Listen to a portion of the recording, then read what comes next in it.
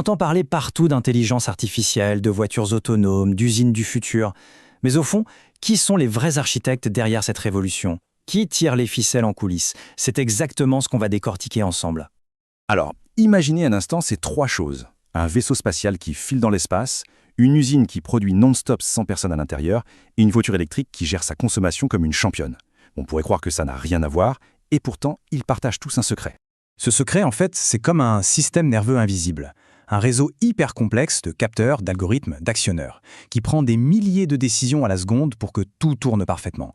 Et ce système, bien sûr, il a un créateur. Et voilà, on y est. Bienvenue dans le monde de l'ingénieur au système de contrôle. C'est le nom de ce métier de l'ombre, un métier pourtant absolument essentiel. C'est lui le véritable chef d'orchestre de toute la machinerie moderne. D'accord, mais concrètement, ça veut dire quoi? Eh bien, en gros, c'est la personne qui transforme une idée complexe en un processus qui fonctionne tout seul. C'est elle qui écrit la langue que la machine doit comprendre pour s'autoréguler, s'améliorer et réagir à n'importe quel imprévu. Sans ces ingénieurs, oubliez le pilote automatique, les bras robotisés ultra précis ou même un réseau électrique qui tient la route.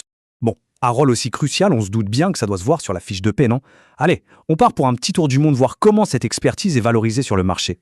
Première escale, les États-Unis. Forcément, c'est un peu le cœur du réacteur pour tout ce qui est innovation et haute technologie. Là-bas, le salaire de base moyen s'approche des 90 000 $ américains. Et attention, c'est juste la base, pour commencer. C'est déjà une fondation très solide dans un écosystème où les opportunités de carrière sont juste immenses. Allez, on traverse l'Atlantique, direction l'Allemagne, le véritable moteur de l'industrie européenne.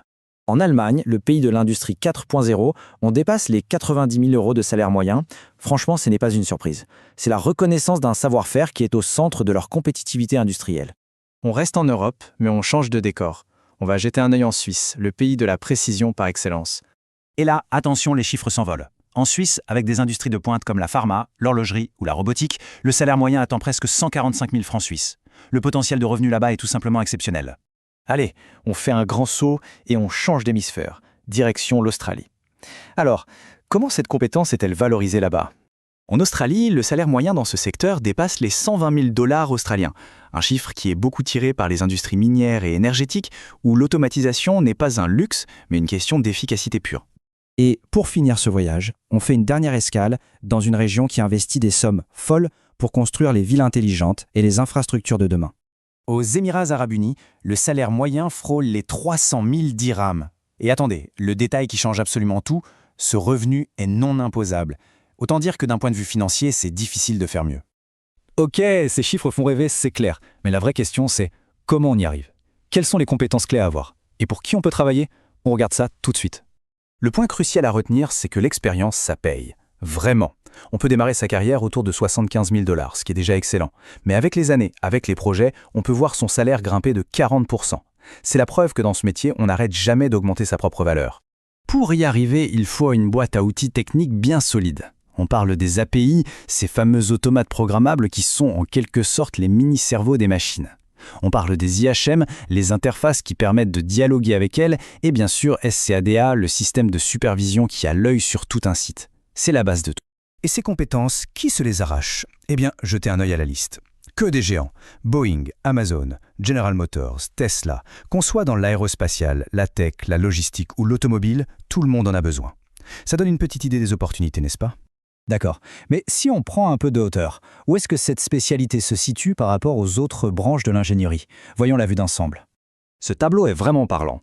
La robotique et l'automatisation, qui est le terrain de jeu de nos ingénieurs, se classent au 7e rang mondial. On est là, dans la même cour que l'IA et l'aérospatiale. C'est le cœur de ce qu'on appelle la Next Gen Manufacturing, l'industrie de nouvelle génération.